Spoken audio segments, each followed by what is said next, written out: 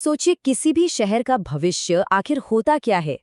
उसका भविष्य छिपा होता है उसकी योजनाओं में। मतलब सड़कें कहाँ बनेंगी, पार्क कहाँ होंगे और घर कहाँ बसेंगे। ये सब एक प्लान तय करता है।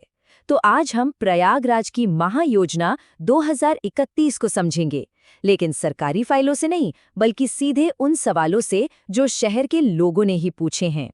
तो सबसे बड़ा सवाल तो यही उठता है कि आखिर एक शहर का भविष्य तय कौन करता है? क्या कोई सरकार, कुछ अधिकारी, या फिर वो लोग जो उस शहर की गलियों में रहते हैं? प्रयागराज के मामले में इस सवाल का जवाब एक नक्शे और कुछ कागजों में छिपा हुआ है। और ये रहा वो दस्तावेज, प्रयागराज महायोजना 2031 का नक्शा। अब देखिए, देखने में तो ये सिर्फ कुछ लकीरें और रंग लग सकते हैं ना, पर असल में ये शहर का आने वाला कल है। यही नक्शा तय करेगा कि अगले 10 साल में कहाँ घर बनेंगे, कहाँ बाजार लगेंगे और सबसे जरूरी बात, कहाँ खेत बचेंगे और कहाँ नहीं। तो आज की इस पूरी चर्चा में हम क्या क्या देखने वाले हैं। सबसे पहले तो यही समझेंगे कि महायोजना है क्या चीज। फिर हम उस बड़े सवाल पर आएंगे कि खेती और शहरी विकास में ये टकराव क्यों है, इसका किसानों और आम नागरिकों पर क्या असर पड़ेगा, इस नक्शे के अलग अलग रंगों का क्या मतलब है, और आखिर में भविष्य से जुड़े कुछ बड़े सवालों पर भी बात करेंगे। तो चलिए शुरू करते हैं पहले सवाल से। आखिर ये महायोजना होती क्या है। आसान भाषा में समझें तो महायोजना एक शहर की कुंडली जैसी है, एक तरह का ब्लूप्रिंट। ये एक ऑफिशियल डॉक्यूमेंट है जो बताता है कि आने वाले सालों में शहर किस तरफ बढ़ेगा, जमीन का कौन सा टुकड़ा किस काम आएगा। ये सब कुछ इसी प्लान में लिखा होता है, और यही वो बुनियाद है जिस पर आगे के सारे फैसले लिए जाते हैं। और अब आते हैं इस योजना के उस हिस्से पर जिस पर सबसे ज्यादा सवाल उठे हैं। ये सवाल है जमीन का। होता क्या है कि जब कोई शहर फैलता है तो वो अक्सर खेतों की जमीन पर ही फैलता है, और बस यहीं से शुरू हो जाता है विकास और खेती के बीच का असली संघर्ष। लोगों का सवाल बिल्कुल सीधा और साफ है कि क्या शहर के विकास की कीमत खेत चुकाएंगे। और देखिए, ये सिर्फ एक सवाल नहीं है, बल्कि इस पूरी महायोजना के दिल में छिपी एक गहरी चिंता है। और ये जो टकराव है, ये सिर्फ बातों में नहीं है, ये इस नक्शे पर साफ साफ दिखाई देता है। जरा देखिए, ये जो हरे रंग के इलाके हैं ये सब खेती की जमीन है, और ठीक इनसे सटे हुए ये जो पीले इलाके हैं, यहाँ पर नए घर बनाने का प्रस्ताव है। तो सवाल यही उठता है कि जब शहर की ये पीली लकीर खेतों की हरी लकीर को पार करेगी तो फिर होगा क्या। और लोगों की ये चिंताएं बिल्कुल जायज हैं। वो पूछ रहे हैं कि भाई उन छोटे किसानों का क्या होगा जिनकी रोजी रोटी ही इसी जमीन से चलती है। अगर जमीन ली भी जाती है तो क्या उसका सही मुआवजा मिलेगा। और एक बहुत बड़ा सवाल कि क्या शहर बसाने के लिए लहलहाते खेतों को ही उजाड़ना जरूरी है, क्या बंजर जमीन का इस्तेमाल नहीं किया जा सकता। तो चलिए अब जरा जमीन की बात से हटकर उन लोगों पर ध्यान देते हैं जो इस योजना से सीधे सीधे प्रभावित होंगे, यानी किसान और आम नागरिक। ये सवाल सिर्फ पैसे का नहीं है, ये सवाल है भविष्य का।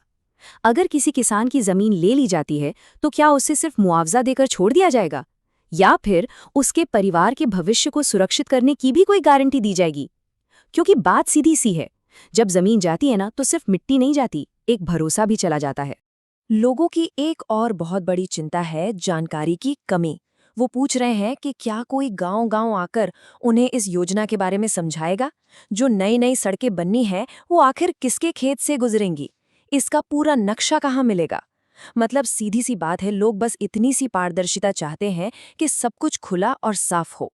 अच्छा चलिए, अब इस नक्शे के रंगों की पहेली को सुलझाते हैं। नक्शे पर ये जो अलग अलग रंग दिख रहे हैं ना, इन्हें जोन कहते हैं, और हर रंग की अपनी एक कहानी है, अपना एक खास मतलब है। तो सबसे पहले बात करते हैं इस पीले रंग की। नक्शे पर जहां भी ये रंग दिखे समझ जाइए कि वो रेजिडेंशियल जोन है। बिल्कुल आसान भाषा में कहें तो ये वो जगह हैं जहां भविष्य में प्रयागराज के नए घर और नई कॉलोनियां बसाई जाएंगी। अब आते हैं इस गुलाबी या लाल रंग पर। ये है शहर के कमर्शियल जोन, यानी ये वो इलाके हैं जहां भविष्य में बाजार, शॉपिंग मॉल और बड़े बड़े ऑफिस बनाए जाएंगे। एक तरह से ये शहर की धड़कन होंगे जहां सारा कारोबार चलेगा। और आखिर में आता है ये हरा रंग। जैसा कि हम अब तक समझ चुके हैं, ये एग्रीकल्चरल जोन है, यानी खेती की जमीन। कागजों पर तो इन इलाकों को खेती और बाग बगीचों के लिए ही सुरक्षित रखा गया है, पर सवाल ये है कि क्या सच में ऐसा हो पाएगा।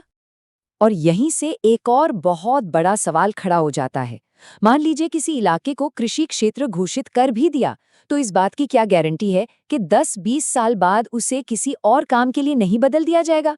इन हरे भरे खेतों और बागों की सुरक्षा आखिर होगी तो होगी कैसे? तो अब हम अपनी इस पड़ताल के आखिरी हिस्से में आ गए हैं। यहाँ हम उन बड़े सवालों पर नजर डालेंगे जो सिर्फ इस महायोजना के लिए नहीं, बल्कि प्रयागराज के एक संतुलित भविष्य के लिए सबसे ज्यादा जरूरी हैं। तो फिर रास्ता क्या है? लोगों का मानना है कि रास्ता एक ही है, संतुलन। एक ऐसी पॉलिसी बने जिसमें घर भी हों, बाजार भी हों और खेत भी सुरक्षित रहें। छोटे किसानों की जमीन को बचाने के लिए कड़े नियम बनाए जाएं और विकास की नींव उपजाऊ खेतों पर नहीं बल्कि बंजर जमीन पर रखी जाए। और आखिर में हम इसे एक बड़े सवाल के साथ इस चर्चा को यहीं छोड़ते हैं। यही वो सवाल है जो प्रयागराज की महायोजना 2031 का पूरा निचोड़ है। एक तरफ एक बढ़ता हुआ शहर है और दूसरी तरफ वो लोग हैं जिनका सब कुछ जमीन से ही जुड़ा है। इन दोनों के बीच संतुलन कैसे बनेगा? इस सवाल का जवाब ही प्रयागराज का भविष्य तय करेगा।